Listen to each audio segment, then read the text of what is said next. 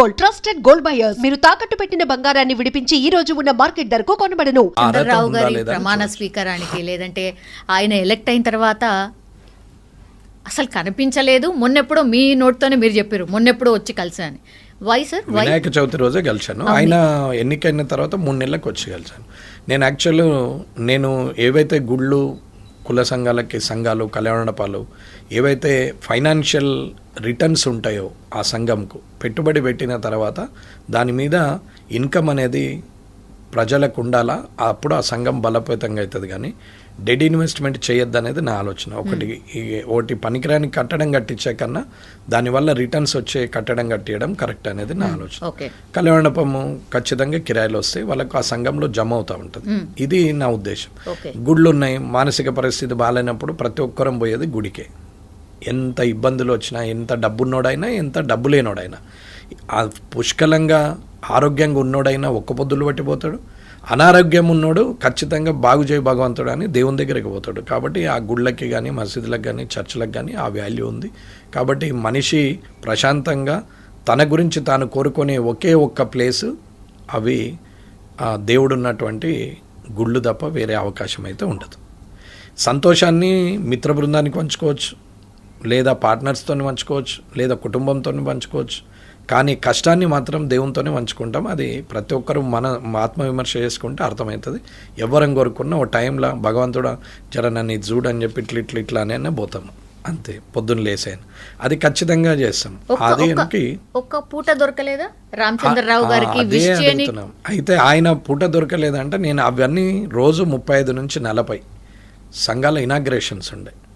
అట్లా 3600 సంఘాల దగ్గర నేను మొత్తం కంప్లీట్గా డైలీ చేసుకుంటూ పోతే కూడా నాకు నెల రోజులు చేస్తే 900 అయినాయి. 900, 1000 దాకా దాటలేవు. కంటిన్యూగా నేను 2.5 months చేసిన.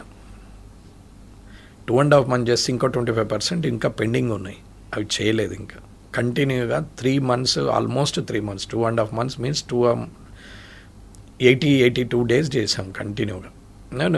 వర్షం వచ్చినా రాకున్నా ఏదన్నా మార్నింగ్ 8 to ఈవినింగ్ 8, 9 వరకు కంటిన్యూ చేసాం. నా ఫేస్బుక్లో ఆ డేట్స్తో సహా కనపడుతుంది. నేనేదో ఓరల్గా మాట్లాడుతుంది. కాటిపల్లి వెంకటరమణారెడ్డి అని కొడితే ఆ డేట్లలో ఎన్ని గ్రామాలలో ఎన్ని చేశాడు అనేది లైవ్ కనపడుతూనే ఉంటుంది. రామచంద్రరావు గారు ఎలక్ట్ సో ఆ రోజు రామచంద్రరావు గారి ఎలక్షన్ కన్నా వారం 10 రోజుల ముందే కిషన్ రెడ్డి గారికి నేను చెప్పాను, అన్న మరి నేను రమ్మంటున్నారు, నాకేమో ఇది ఉంది, ఇవి ఒక్క ప్రోగ్రామ్ 2 ప్రోగ్రాంలు అంటే క్యాన్సిల్ చేయొచ్చు, 35-40 ప్రోగ్రాంలు క్యాన్సిల్ చేయడం అంటే చాలా ఇబ్బంది అవుతుందన్న. అందరూ ఒక్కొక్క సంఘంలో 100-150 మంది they are waiting for me, నా కోసం ఎదురు చూస్తుంటారు. అట్లా రోజు 4-5 వేల మందిని క్యాన్సిల్ చేయలేము, కంటిన్యూ ఉంది, నన్ను ఏం చేయమంటారంటే సరే పర్లేదు మీరు రాకున్నా పర్లేదు అని కిషన్ రెడ్డి గారు అన్నారు. తర్వాత ఎలక్షన్ అయింది. ఎలక్షన్ రోజు కూడా రమ్మని చెప్తే కూడా చెప్పినా ఇట్లా ఉంది పరిస్థితి అంటే సరే అన్నారు. నేను ఎప్పటికప్పుడు కిషన్ రెడ్డి గారికి చెప్పాం. తర్వాత ప్రమాణ స్వీకారం అయిన రామచంద్రరావు గారిది అయిన రోజు కూడా అది ఫస్ట్ ఏదైతే అనుకున్నామో ఆ డేట్ ఖాళీ ఉండే నాకు. తర్వాత షెడ్యూల్ అలాగే ఉంది. తర్వాత ప్రమాణ స్వీకారం డేట్ కొంచెం దూరం పోయేసరికి మళ్ళీ ఆగాల్సి వచ్చింది.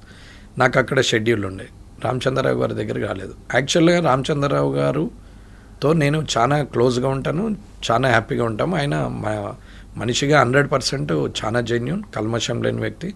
రాజకీయ నాయకుని లక్షణాలు అంటే కన్నింగ్ నేచర్ ఆయన దగ్గర లేదు. అడగకుండానే చెప్పేస్తున్నారు, మా మధ్యలో ఏ డిఫరెన్స్ లేదని ముందే చెప్పేస్తున్నారు. అంటే సేఫ్ సైడ్ ఏం లేదమ్మా. ఆయన నిజంగా కూడా కల్మషం లేని వ్యక్తి. మీరు ఎవరినైనా అడిగినా చెప్తారు పార్టీలో. మరి రాజాసింగ్ గారు రిజైన్ చేయడం, ఆయన ప్రమాణ స్వీకారం చేయడం ఆల్మోస్ట్ సేమ్. మరి రాజాసింగ్ గారు అసలు ఏంటి సార్ ఎపిసోడ్? కరెక్ట్ గా చెప్పండి సార్, రకరకాలుగా చెప్తున్నారు. ఏదైనా చెప్పొచ్చమ్మా, పార్టీ అది. నీకు నిజంగానే చెయ్యాలని, పోటీ చేయాలని ఉంది, వెళ్ళి అప్లికేషన్ చేసేది ఉండి వెళ్ళినరు. కానీ అప్లికేషన్ అయితే చేయలేదు అనేది వాళ్ళ వాదన. చేసేందుకు పోతే తీసుకోలేదని ఈయన వాదన. సరే ఏదన్నా కావచ్చు, అది పార్టీ. 2 సార్లు ఎమ్మెల్యేగా గెలిచావు, 3 సార్లు గెలిచావు, ఆ పార్టీ సింబల్ మీదనే కదా.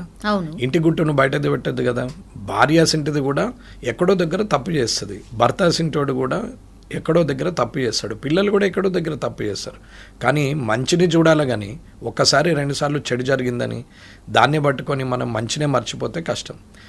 ఎవరెంత అయినా ఏ రాజకీయ నాయకుడు రాజకీయంలో వర్గాలు అనేది కామన్, అది లేకుండా ఉండనే ఉండదు. అది లేదు అని చెప్పడం అనేది తప్పు. అది ఉంటేనే రాజకీయం, అది లేకపోతే రాజకీయం కాదు. ఈ భూమి ఉన్న రోజులు సూర్యచంద్రులు ఎంత అయితే నిజమో ఈ రాజకీయం ఉన్నన్ని రోజులు వర్గాలు శత్రువులు అనేది అంతే కామన్. ఆ సూర్యచంద్రులు ఈ భూమి ఉన్న రోజులు ఎంతైతే నిజమో ఈ రాజకీయం అనే పదానికి ఈ రంగానికి వాస్తవంగా శత్రువులు ఉంటారు, ఖచ్చితంగా వర్గాలు ఉంటుంది. నాకు నచ్చింది మీకు నచ్చాలని లేదు, నా ఐడియా మీది కరెక్ట్ అని మీరు ఒప్పుకోవాలని రూలు లేదు. మీ ఒపీనియన్ మీది, నా ఒపీనియన్ నాది. కానీ ఒక డిస్కషన్ చేసిన తర్వాత ఏదో ఒక ఒపీనియన్ కంక్లూజన్కి వస్తుంది. సరే 3 సార్లు గెలిచిర్రు, ఆ రికగ్నేషన్ మీద హైయర్ అథారిటీకి కంప్లైంట్ చేసి నేను బ్రదర్గా ఆయనకు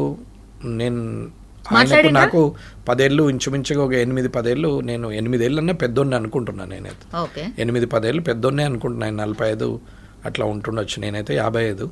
సరే పెద్దవాళ్ళకి వెళ్ళి చెప్పేది ఉండే, 3 సార్లు ఎమ్మెల్యేగా అయినరు, ఢిల్లీ వెళ్ళి కంప్లైంట్ చేసేది ఉండే, అక్కడ పోయి మాట్లాడేది ఉండే. ఓకే, అది మాట్లాడలేవు, ఊరుకున్నా పర్వాలేదు. రాజీనామా చేస్తున్నా దమ్ముంటే యాక్సెప్ట్ చెయ్యి అనడం మాత్రం తప్పమ్మా. ఆయన ముందరనే నేను చెప్పగలుగుతా, నాకు కలుస్తాడు.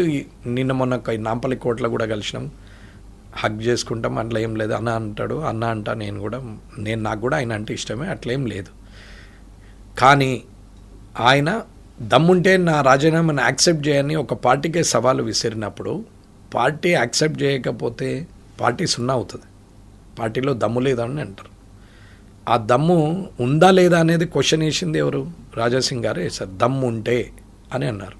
దమ్ము ఉంటే అంటే చేయాల్సిన పరిస్థితి వచ్చింది, చేశారు, రాజీనామా చేశారు. ఈయన రాజీనామాను వాళ్ళు యాక్సెప్ట్ చేశారు, సస్పెండ్ చేయలేదు. పార్టీ సస్పెండ్ చేస్తే పార్టీ తప్పు అవుతుంది. ఇవాళ నేను రాజీనామా చేస్తే అది నా ఇష్టం, నేను రాజీనామా చేయొచ్చు. నన్ను పార్టీ సస్పెండ్ చేస్తే నేను తప్పు చేసినట్టు. ఇది గమనించుకోవాలి ఏ లీడర్ అయినా సరే. కానీ ఆవేశంతో తను చేయడం, ఇవాళ ఒక 15 ఏళ్ళు అంటే 30 ఏళ్ళకి ఇంచుమించుగా 30 ఏళ్ళకి ఎమ్మెల్యే అయినరు. నేను 30 ఏళ్ళ నుంచి కొట్లాడితే 55 ఏళ్ళకి ఎమ్మెల్యే. నేను ఎవరు అదృష్టవంతులు ఇందులో?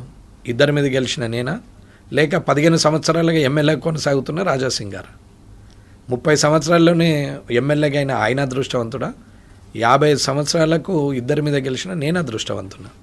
అదృష్టానికి కొలమానం ఏం లేదు, అది తృప్తికి సంబంధించిన విషయం. నేను తృప్తిగా ఐఎమ్ కంఫర్ట్ అనుకుంటే కంఫర్టే, నేను కంఫర్ట్ లేని అనుకుంటే లేదు, అంతే.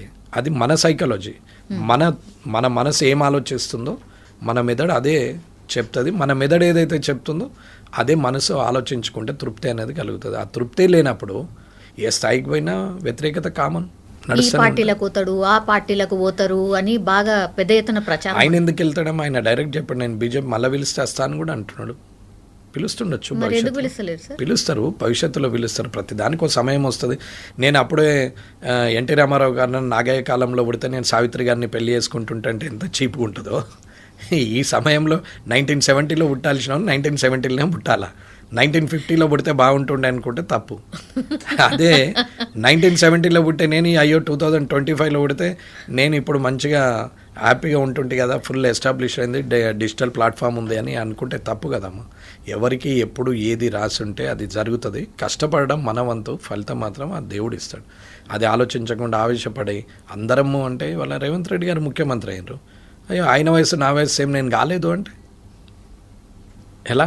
అది తప్పు కదా. ఆయన అయిండు, కష్టపడవచ్చు, అయిండు, నా కష్టంలో ఎక్కడో లోపం ఉండొచ్చు, కాకపోవచ్చు, తప్పేముందండి. ఎవరికి ఎప్పుడు ఏది రాసి ఉంటే అది అవుతుంది. తెలంగాణ వచ్చింది, కేసీఆర్ గారు ముఖ్యమంత్రి అయినారు, రాజశేఖర రెడ్డి గారు చనిపోయారు, రోషయ్య గారు ముఖ్యమంత్రి అయినారు, కిరణ్ కుమార్ రెడ్డి గారికి అవకాశం వచ్చింది. అదే ఎన్టీ రామారావు గారు చనిపోకపోతే, అదే చంద్రబాబు నాయుడు కాకపోతే, ఇలా అనుకుంటే ఏది అనుకుంటే అదే. కాబట్టి అవకాశం ఏ రూపకంగా వచ్చేది ఎవరికి తెలియదు. కానీ ఆ అవకాశం వచ్చినప్పుడు మనం చనిపోయిన తర్వాత కూడా నిజంగా ఆయన చాలా బాగుండే, అలా ఉండాలి అనే పేరు తెచ్చుకున్న వాళ్ళు లీడర్లు.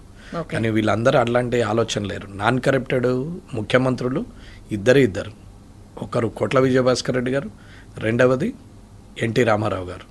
ఈవెన్ నేను అభిమానించే రాజశేఖర రెడ్డి గారిని కూడా నేను ఈ కోవలకు తీసుకురావట్లేదు. నాకంటే ఆయన అంటే ఇష్టమే, కానీ నిజంగా చెప్పాలంటే మరి కోట్ల విజయభాస్కర్ రెడ్డి గారు, ఎన్టీ రామారావు గారు ₹1 కూడా కరప్షన్ చేయలేదు. కావాలంటే అప్పుడు చీఫ్ సెక్రటరీలు, ప్రిన్సిపల్ సెక్రటరీస్, అప్పుడున్న ఐఏఎస్ ఆఫీసర్లను ఎవరు అడిగినా చెప్తాను. ఓకే